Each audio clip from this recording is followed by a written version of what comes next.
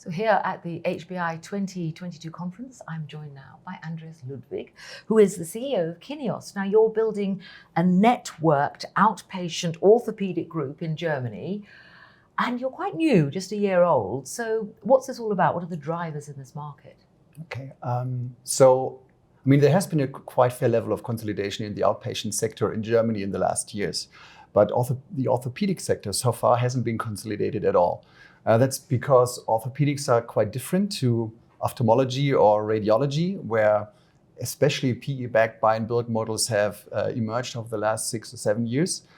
But orthopedics is probably much more complicated or complex than ophthalmology or dermatology. Why is that?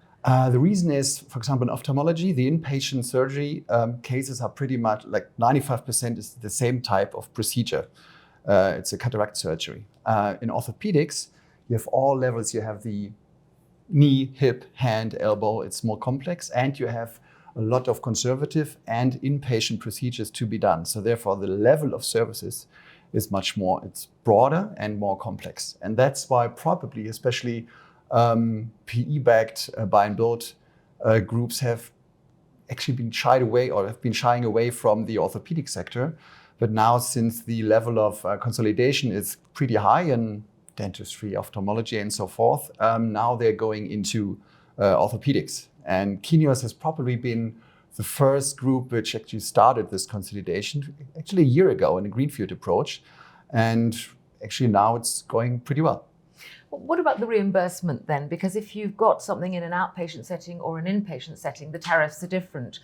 How is that driving it, and are the tariffs going to be changing? So historically, the reimbursement levels in inpatient surgery have been much higher in Germany. But that is currently changing because even the regulators have understood that you can offer the same or even better quality for certain types of procedures in the outpatient sector. And that's why they're currently changing the reimbursement system in Germany. So they're introducing hybrid DRG reimbursement models, which will be actually fostering further growth in the outpatient sector. And even from the patient perspective, during COVID, the patients actually try to go or to avoid inpatient stays and search for more opportunities in the outpatient sector because of hospital germs and so forth. And so in fact, that with the pandemic, it has helped forward this whole move. I think so, because in Germany, many hospitals were closed and elective surgery has been stopped. And we had the outpatient sector who was allowed to do certain types of procedures. And for the patient, it was a new experience to go into the outpatient sector and get good quality. So the reimbursement model is beginning to favor the more outpatient setting. What about challenges you might still face, whether from patients or clinicians themselves? The thing is with outpatient surgery that as a trustful provider, you have to bear in mind that surgery is always the last option, right? As a patient, you want to avoid surgery. As a provider, you want to avoid surgery.